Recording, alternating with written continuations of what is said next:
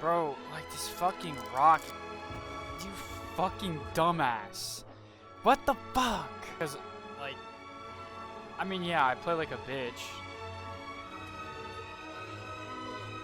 Get down! One day, one of those fucking imbeciles will think to shoot the fucking dude with the scorpion.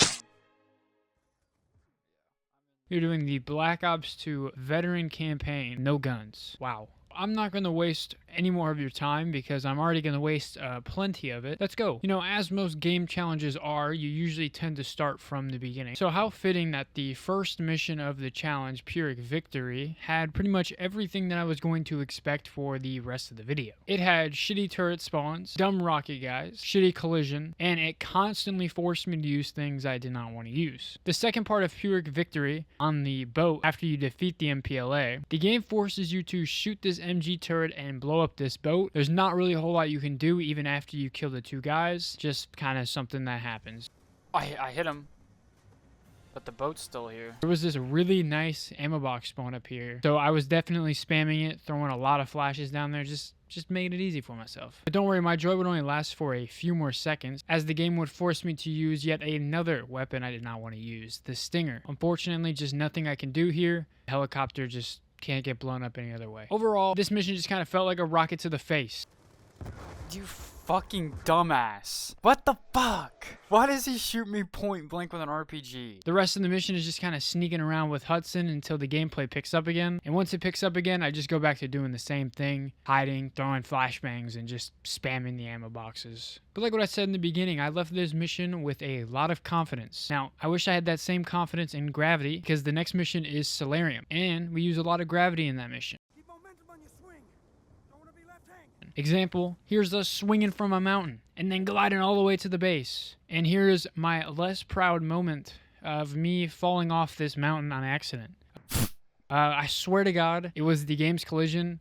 I swear, this game has the worst collision ever when it comes to rocks. I promise. And before I start complaining in a few minutes, I just want to present to you a reasonable and doable level on screen. Here are unreachable enemies that, yeah, are in unreachable spots, but you know what? It's reasonable. I think the worst part about this section is the snipers that just don't aim at anyone else besides me. And the best part about this section is the fact that there's two ammo boxes on either side that just make this possible. EMPs, my beloved, but more importantly, ammo boxes, my beloved. I mean, I truly love you guys. But once I got past the Hell Arch, the AI did not make it easy for me at all. Harper, oh my gosh, if you would have body blocked me. I actually was in flow state there for a minute. Yo, and he's just standing there looking at that guy. I love you, Harper. But it's fine because Harper did end up making up for it here for shooting open this wall and preventing the challenge here from ending. Shout out to Harper. I still got my balls. How about you? I am going to say I was a little worried about this section, especially with the AGRs and everything.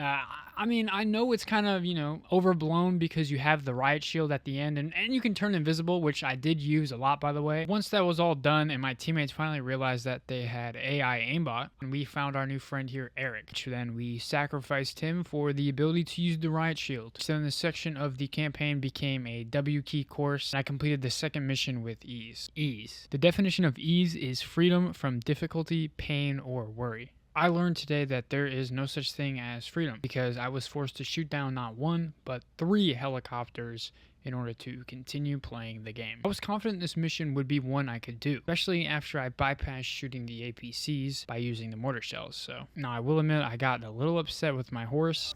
Get me off this stupid fucking...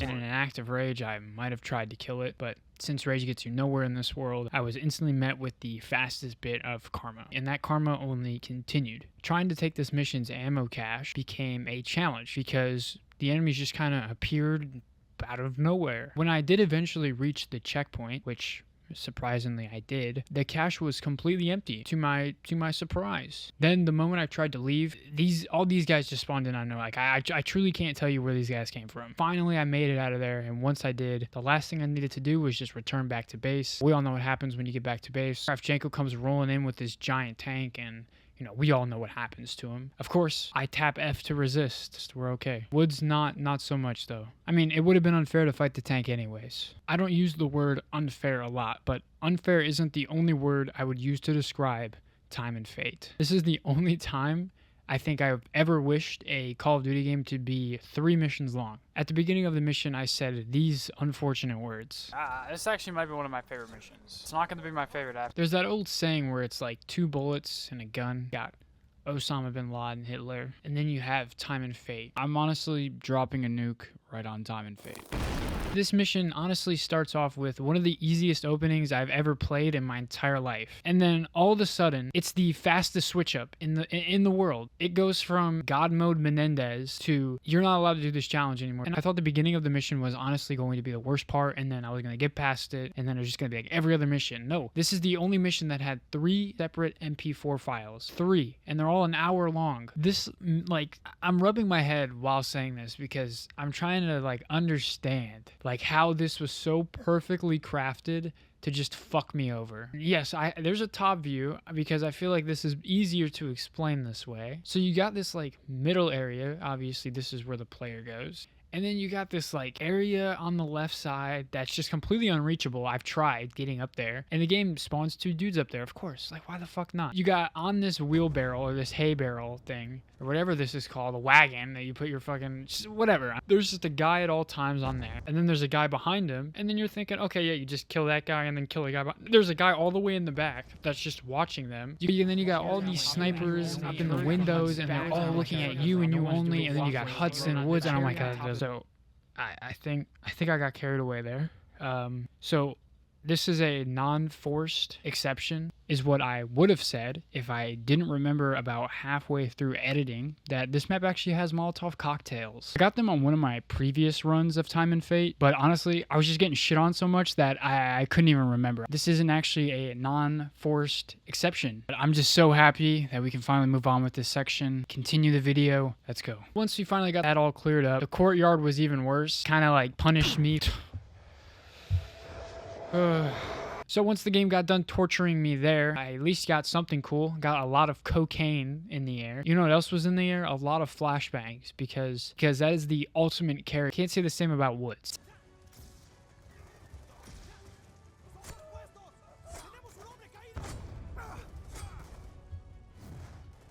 It's his time to shine anyways, as he now throws a grenade inside of a little girl's bedroom. What a mission, what a game, what a challenge, what a video. Anyways, Fallen Angel is here. We are fallen in love with the ability to be able to point the claws in pretty much any direction I want them to and just obliterate anybody. But as most things that you fall in love with, they will eventually disappoint you. And 80% of the time, the claw would just not shoot at anybody. Oh my gosh. I don't get this shit, bro. They just like, and then sometimes I would just be walking and then it would just absolutely just rip some random dude to shreds, like absolute shreds. No one wanted me in shreds more than these fucking guys. As the bus was literally rolling down the road, like we're all gonna die if these guys don't just fuck off, but they needed me dead. But once we got off the street and we kind of just walked through all these people who are definitely living their best lives. But a drone section later, and Harper ended up saving the challenge again. Oh shit.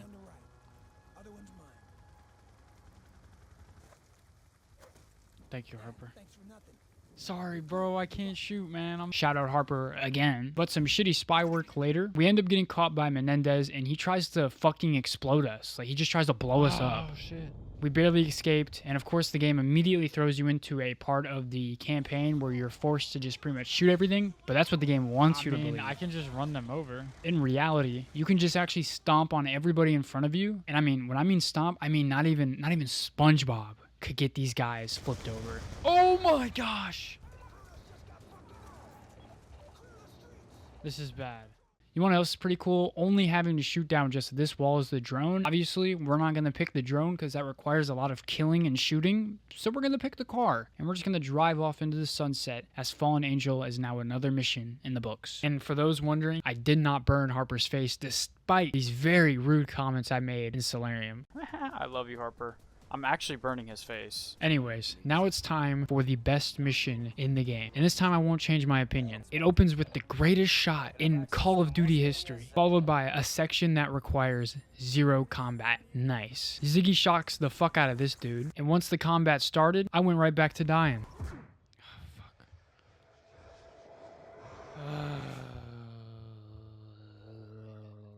After a while, I finally cleared the room and the search for karma began. The AI in this mission completely fucks you. Holy shit. Like, I mean, the game kept spawning dudes in the back of the room I kept getting stuck in. I thought this was going to be another Time and Fate situation, I'm just going to be honest. Who the fuck is that?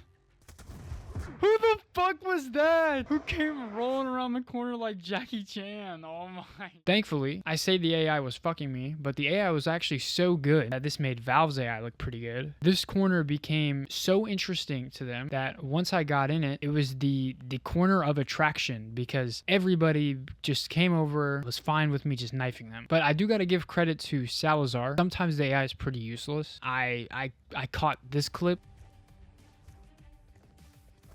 Okay, we got one guy back there still. Holy fuck, who is this unit?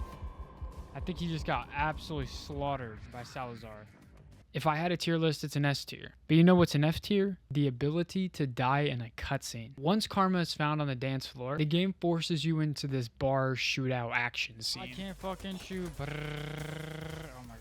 You probably see where this is going. And just for the sake of just checking, I sat here for a while and died at the exact same spot every single time. Come on, come on, come on, come on.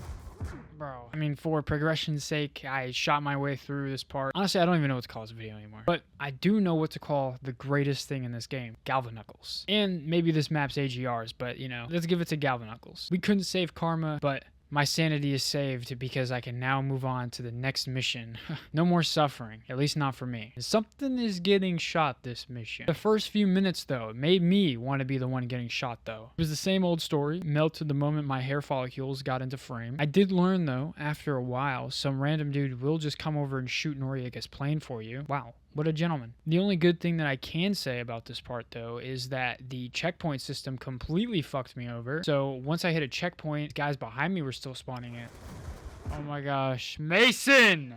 For fuck's sake, bro. Turn the fuck around. The game did reward me though after this part with some sniper support from Hudson. Huh?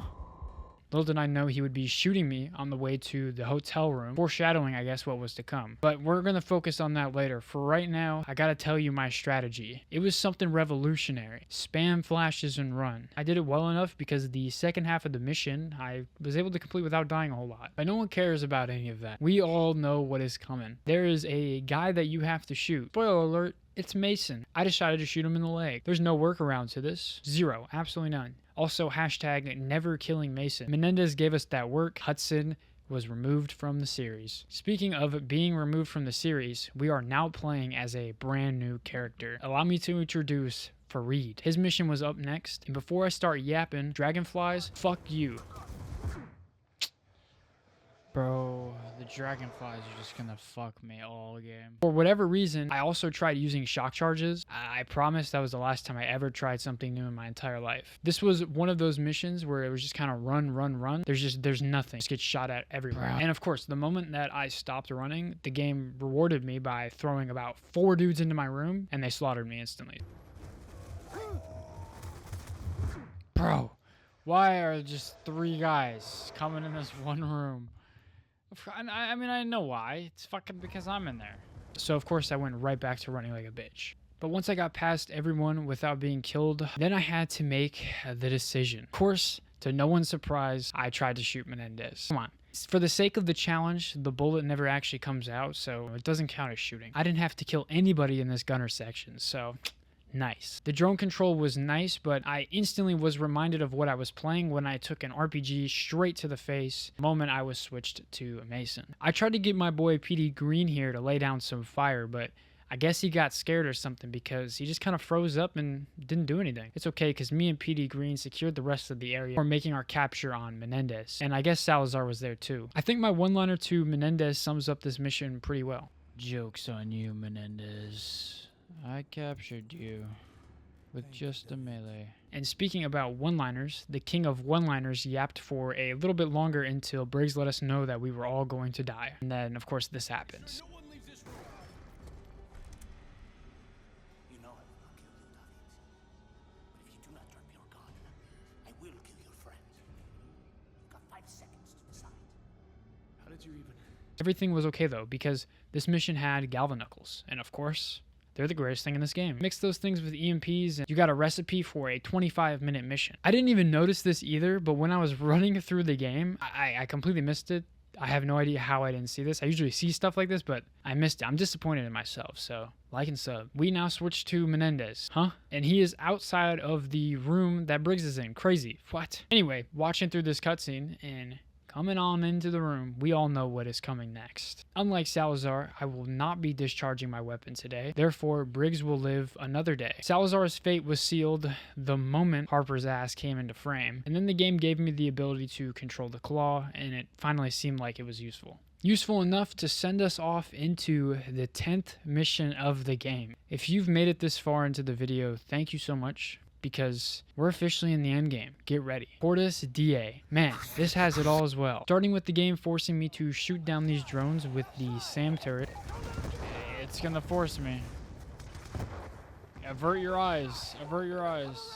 The game made up for it though, allowing me to choose the option that skips the sniper section. We ran into another roadblock, and I mean an actual roadblock. I was sitting outside the map, fucking of course. I died a few times before realizing that there is this entire path on the left side that just lets you get pretty close to him. And for whatever reason, my EMP just turned into a bomb, and it exploded the moment I threw it at them. Oh! Look at that. Saw that? Bang. Once I got inside the truck, I finally felt safe. I finally felt like nothing could touch me. It had me remembering the good old days of having the... Blue route is compromised. I say again, Blue route is compromised. All convoys need to avoid the arena district. Await further updates. At this point, I wish that truck hit me in real life. And here's why. Remember all the way back... I mean, of course you remember. Time and Fate. So... trying to solve that little impossible part of Time and Fate, I had an idea that if the enemies threw grenades at me, I could throw it back at them, and that was the only way that I could kill them. Of course, they didn't throw any grenades at me because they're a bunch of dickheads. But listen to this. So there's this thing that the claws do when they shoot you and you hide behind something. They kind of naturally throw grenades at you to get you out of cover. So once I learned this, and once I cleared out all these guys, which, you know, as you can see from the footage, it only took me a few tries. Once the claw threw a grenade at me, I just simply threw it back. Once you throw so many grenades back at something, eventually it just kind of blows up and explodes. Oh my god. Okay. The nade trick works. And the cool thing that this game actually did for me was it gave me a checkpoint once I killed one claw. Because for whatever reason, the second claw just did not want to throw a single grenade at me when I killed his friend. So once I reloaded, aka just got shit on, he eventually started throwing all that stuff at me. And once I got past this point, I was honestly just ready for a fucking building to fall on top of me. Oh shit. And I also want to point out just how lucky Anderson is. Like, I mean, she was just sitting there, just in a plane, bleeding out, hurt, and then a whole ass building just dropped right next to her. I mean, it doesn't matter though, because we're running up and just jacking her shit. And for whatever reason, of course, the game makes you have to shoot one of the... Or I don't actually... Let me change that a little bit, because I never actually tried it. I just shot down the drones, and then that just kind of worked for my second attempt. So I'm allowing myself to just shoot the drones, which I did. And shooting all these planes down. I mean, this thing was impossible to control. I was like trying to only fly it by holding the shift key. I just kept running into shit. Never let me fly a plane. Here's what should happen if I ever get into a plane. Anyways, mission over. If you're still counting, we're done with the 10th mission, which means it's Judgment Day. Harper said it best. Of course, the last mission of the game made sure to give me one final send-off. Dragonflies and rocket guys just sitting on roofs, just raining hell on my head. Just getting rockets to the fucking face, bro. Can somebody... Once you reach this checkpoint on the stairs, this ammo box is pretty close by, and you can just EMP the claw outside the building. Inside, these guys didn't stand a chance. I was just running through the whole area, just like it was nothing. And then, of course, anytime you have fun in this game, looking like a ninja and shit, you run into a room with about 5 dragonflies, and then the AI just refuses to kill any of them. And the odds of the AI actually killing anybody is like hitting the jackpot in the casino. It's not going to happen. I even tried knocking them down with the EMPs, but of course the AI is useless, and you can't knife these fuckers. And just when I thought all hope was lost, a friendly AGR appeared. At first he was scared. He was scared to enter the room. He could tell by the gunfire, the screams, that this was danger. Then he remembered. He remembered what he was doing it for. He remembered what Harper said in the beginning. Time to make history. The AGR got to business. Took care of the dragonflies for us. Now we just had to finish off those regular guys. Whoa. Menendez tells us his evil plan. One of my dumbass teammate falls for the oldest trick in the book. This part, of course, was not easy at all, mainly because there's a serious lack of checkpoints and a serious lack of skill on my end. After my routine 100 deaths, I finally reached that beautiful checkpoint. Here's my reaction to reaching it. Checkpoint reached. Suck my ass. Nothing was stopping me. Once me and Harper slid under the door and triggered the final cutscene in the game, can't believe the ending of the game is a forced gun section. Unbelievable. For the sake of the video, I obviously did not try to shoot. I failed the mission. I can't shoot. I mean, I shot the random goon in DeFalco. So all the karma lovers out there, there you go. I did have a choice here. And if you're wondering what my one-liner was, Menendez. Martyr me for Cordes die. I'm doing the no gun challenge. Can ride off into the sunset off the shitty one-liner because the Black Ops 2 campaign has been completed on veteran. No guns. Melee, essentially melee only. A lot of flashbangs. A lot of smokes. A lot of deaths.